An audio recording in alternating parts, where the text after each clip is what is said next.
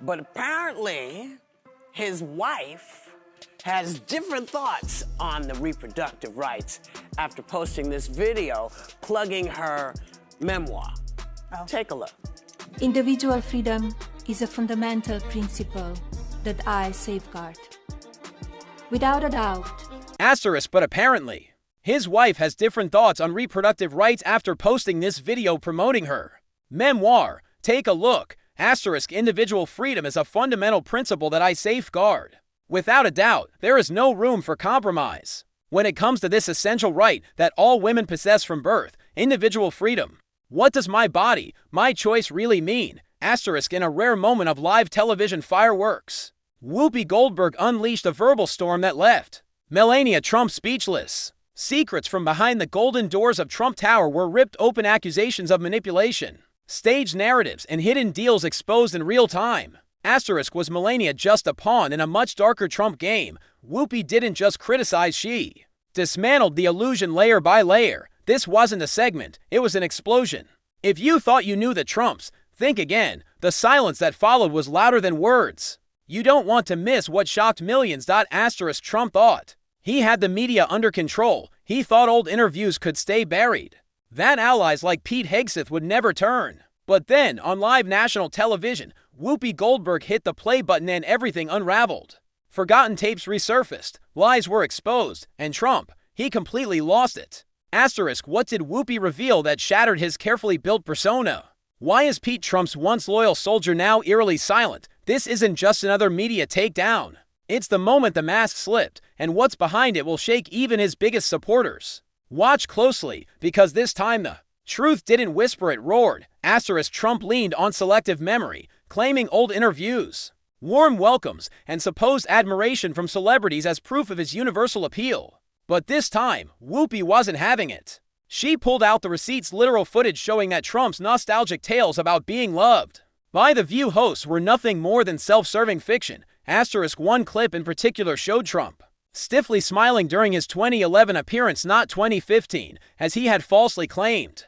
Long before his campaign even began, there was no confetti, no standing ovation, just cold politeness and awkward applause. That was all. Asterisk, Whoopi, visibly tired of Trump's distortions, looked straight at the camera and said it plainly. Check the tape. And America did. What they found was a crumbling ego dressed up as revisionist history. Asterisk, it was a stunning reversal. Every smiling photo, every cordial exchange from the past that Trump had clung to began to dissolve. Whoopi wasn't attacking him with rage, she was dismantling him with facts. She reminded the audience that the politeness he mistook for friendship came from Barbara Walters' rule: treat all guests with respect. It wasn't admiration, it was civility. Asterisk, and when Trump pushed the racist birther conspiracy against Obama, Whoopi didn't flinch. She called it for what it was: blatant racial bias. On national television, she asked the question that hung in every room but was rarely voiced: had any white president ever been asked to show their birth certificate? Asterisk, the silence that followed said it all. Trump's obsession with rewriting history had finally met its match. Asterisk, Whoopi wasn't alone this time. As the segment grew more heated, co-hosts like Alyssa Farah Griffin, Sunny Hostin, and Ana Navarro joined in. One by one, they laid out Trump's falsehoods, his manipulation tactics, and his dangerous relationship with power. Asterisk, Alyssa, once part of Trump's own administration, debunked his claim that she had written him secret love letters, her only letter of public resignation calling out his unfitness for office. No hearts, no poems, just accountability. Asterisk, then came the comparisons, Trump's idolization of Kim Jong-un. The irony wasn't lost. The panel wasn't just countering Trump's narrative, they were burning the foundation it was built on.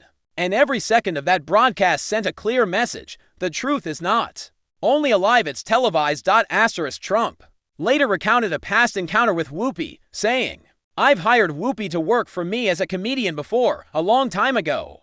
I'm not particularly shy about what I hear, but her mouth was so foul. Every word out of her mouth was like the F word. I was with a group of nice people, and we had to leave. She was so filthy, dirty, disgusting, half the place left. I said I'd never hire her again.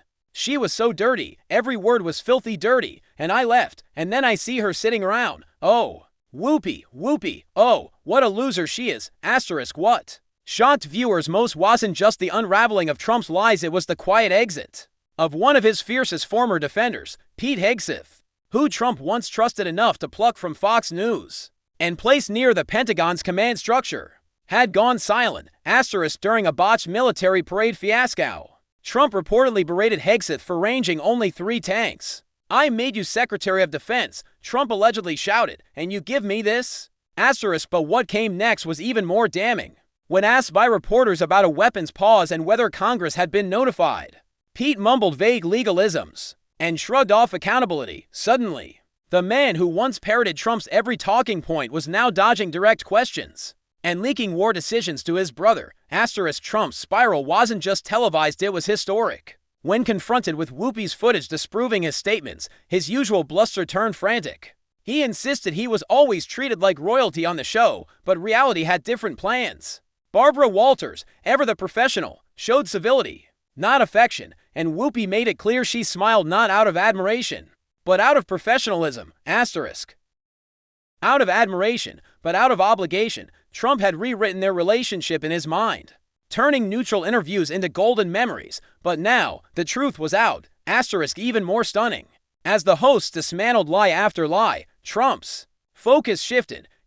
Now, you know we can never go too long in this segment without featuring the work of the ladies of The View. Each and every episode showcases just how broken the hosts are, including the alpha female of the pack, Whoopi, who could not even bring herself to say Trump's name without spitting. Gross.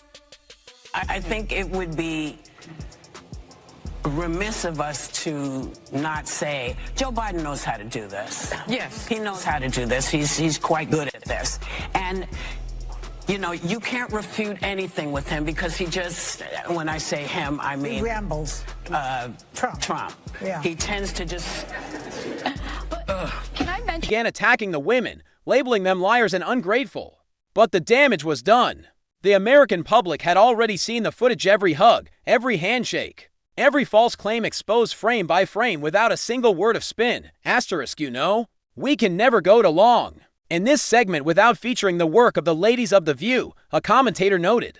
Each and every episode showcases just how broken the hosts are, including the alpha female of the pack, Whoopi, who can't even bring herself to say Trump's name without spitting. Gross. I think it would be remiss of us not to say Joe Biden knows how to do this. Yes, he knows how to do this. He's quite good at this. And you can't refute anything with him because he just, when I say him, I mean, he rambles. Trump. He tends to just, can I mention one thing? They're so bitter, broken, and miserable. Not sure why that makes me smile, but it does. And then, like a director who had lost control of his cast, Trump watched as Pete Hegseth, his trusted insider, vanished into ambiguity. Pete, once the face of Trump's military PR, was caught in a bizarre silence. When questioned about who authorized certain military actions, Pete's responses became evasive. I would know if a decision was made, he muttered, clearly trying to dodge responsibility. Trump, who expected loyalty without question, saw Pete's hedging as betrayal behind closed doors. Sources claimed he exploded asking how a man he had saved from scandal could turn spineless. Even worse, Pete had allegedly bypassed Trump on critical intel, texting his brother war updates while keeping the president in the dark. For Trump, this was more than mutiny, it was humiliation from within. The panel's co-hosts joined in, highlighting Trump's inability to separate performance from leadership. Being a character on television is different than running a country, one said. And Ana Navarro delivered the final blow. He's just a crybaby with a victim complex. No yelling, no drama, just one truth after another, delivered calmly, methodically, with the kind of clarity that shreds propaganda. For the first time in years, the Trump myth wasn't just questioned, it was picked apart by those who knew him best. Trump had always counted on chaos to drown out criticism, but this time even that strategy failed. When Jimmy Kimmel later revealed Trump's tantrum over a birthday parade with only 3 tanks, the story sounded almost too absurd to be true until it was confirmed by insiders. Trump, furious over the modest celebration, berated Hegseth for the optics. He wanted grandeur. He wanted dominance. What he got was a reality check and an awkward silence from his own defense team. Then came the revelation that during the Iran strikes, Congress wasn't notified until after the jets had landed. Pete Hegseth called it compliance, but everyone else called it what it was, deception. Once again, Trump's leadership style built on impulse, and spectacle collapsed under the weight of actual governance. Asterisk, as it turns out, I was filthy. I was filthy, and I stand on that fact. I have always been filthy. And you knew that when you hired me. I was a headline act at your casino, which I might have continued to play had you not run it into the ground. Exactly. Asterisk. I have a personal legal note. Yes. Donald Trump, I want to thank you for personally telling so many lies and committing so many alleged crimes and providing us with material on a daily basis. You help us do our jobs, and I'm so appreciative. Because of people like you, a former prosecutor and legal expert can become a fixture on a show like this. And again, I'm so grateful. I admit I may not have spent as much time in a courtroom as you have. That's a good one. I was also recognized with a Special Achievement Award by the Department of Justice. You remember the Department of Justice, right? It's the agency that's been pursuing you for decades. And like Madam Vice President Kamala Harris, I've had a history of prosecuting sex offenders. Uh-oh. So thank you for keeping people like us in business. And as for dumb questions, you're always welcome to come here and answer some, if sitting so close to a prosecutor won't make you nervous. I'll even give you a free View mug, not to be confused, though, with a mugshot, because that's your area.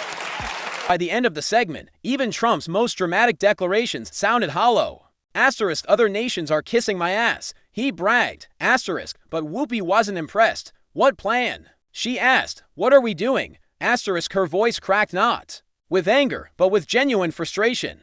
Because while Trump tweets in caps and scrambles for loyalty, people are dying. War zones burn, aid disappears, and the world keeps spinning. Asterisk, amid the shouting, Whoopi delivered the only question that mattered. What does America stand for anymore? Asterisk, it wasn't rhetorical, it was a cry for clarity in a political storm, where truth is optional and accountability is extinct. Asterisk, the stage lights dimmed. The segment ended, but one fact remained. Trump had finally met a platform he couldn't control.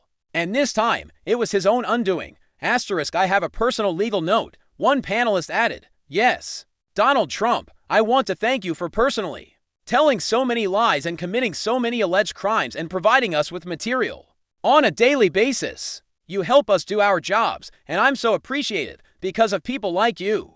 A former prosecutor and legal expert can become a fixture on a show like this, and again, I'm so grateful. Asterisk, I admit I may not have spent as much time in a courtroom as you have. That's a good one.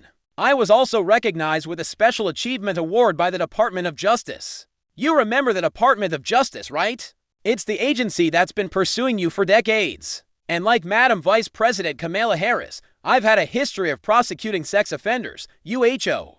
So, thank you for keeping people like us in business. Asterisk, and as for dumb questions, you're always welcome to come here and answer some. If sitting so close to a prosecutor won't make you nervous, I'll even give you a free View mug, not to be confused with a mug shot, because that's your area. Asterisk, as Trump scrambled to regain narrative control, he delivered one of his most contradictory lines to date. Asterisk, women will be happy, healthy, confident, and free, he declared, straight-faced. Asterisk, yet, just moments later, he proudly celebrated overturning Roe v. Wade, stripping millions of American women of reproductive freedom. Asterisk, the hypocrisy was stunning. Asterisk, it wasn't Whoopi who needed to yell. Trump's own words screamed louder than any critic. She simply played the footage, and America watched the contradiction unfold in real time. Asterisk, you can't say you'll protect women and then snatch away their autonomy. You can't claim to be their defender while cheering on a ruling that shattered decades of progress. For Whoopi and for millions of viewers, this wasn't just bad politics. It was a masterclass in gaslighting gone public. Asterisk, but the unraveling didn't stop at hypocrisy. What made this episode unforgettable was how even Trump's most loyal foot soldier Trump actually is one of the people who has a filthier mouth than Whoopi Goldberg. He says words every other word when he's not on television and trained himself to do otherwise, but also he called you a loser. And I would just note, you're an EGOT. He lost the last election and can't admit it. Calling you dumb, he does not have a law degree, you do. That's true. But listen, he's triggered by women. His professor said he was... began falling away. Pete Hegseth, once seen as a battlefield bulldog for the Trump agenda, was now more ghost than General Asterisk when asked who gave the order for a major strike. He stalled. When questioned about informing Congress, he deflected. When pressed about Trump's tantrums, he froze. His silence spoke volumes. It wasn't just discomfort, it was distance. Asterisk, the man once tapped as a potential Secretary of Defense, now looked more like an unwilling accessory to chaos than an architect of strategy. And Trump noticed. He didn't just lose an aide that night, he lost one of his final shields from institutional collapse. Asterisk, the fallout had begun. Asterisk, his lying is monumental, one host said, as we all know. And even people who are Trump supporters watch this. Just watch this. This is good. I have a hard time doing it to them because I'm basically a truthful person, and frankly, no. But frankly still, frankly basically. And I am a natural redhead who's 29 years old. Asterisk, the jokes came easily. Asterisk, and it wasn't just Pete, it was a pattern. The myth of loyalty that Trump wrapped himself in began tearing at the seams. The Views panel read him like a familiar script. Ana Navarro reminded viewers how Trump chased headlines and victimhood like a reality show plot. Joy Behar mocked his claim to be a truthful person while he spewed easily disproved lies. On national TV, Sonny Hostin obliterated the idea that Trump was ever presidential, reminding Americans that being loud doesn't mean being right. Asterisk there. Critiques didn't come from hate, they came from exhaustion. Years of misinformation, contradiction, and chaos had built to this. And now Trump wasn't facing opposition from the other side. He was facing consequences from the people who once stood beside him. Asterisk, Trump actually has one of the filthiest mouths. One noted, he says those words every other word. When he's not on television, he's just trained himself to do otherwise, but also calling you a loser. I would just note you're an EGOT. He lost the last election and can't admit it. Calling you dumb. He doesn't have a law degree, you do. Asterisk, true. Another agreed. But listen, he's triggered by women. A professor once said he was the dumbest student he ever had. Yeah, he's always been triggered by women when they call him out. It's why he has such a challenge with women in this election. And why I think they're going to be a deciding factor when he loses. And there's a reason his campaign doesn't want him to keep doing these rallies. He can't fill them the way he used to. But they also hurt him because the more people hear the crazy, the meanness, the name-calling there, just over it, it's exhausting. They average 82 minutes compared to 45 minutes in 2016. They're tracing the decline with numbers and statistics. Asterisk, even in the final moments, Trump clung to illusions. He spoke of global leaders begging for deals, of nations kissing his ass, of being the protector of women. But as Whoopi Goldberg calmly replayed the tapes one by one, every claim fell apart. Asterisk, and then came the whisper quieter than cable news, softer than a headline, but far more dangerous. Pete Hegseth, once loyal to the last syllable, had started sending defense updates to his brother, bypassing Trump entirely. Asterisk, loyalty had limits, and in that moment, Trump's power didn't just crack, it fractured. When even your own appointees choose silence or family over your leadership, the writing isn't just on the wall. Asterisk. What makes this even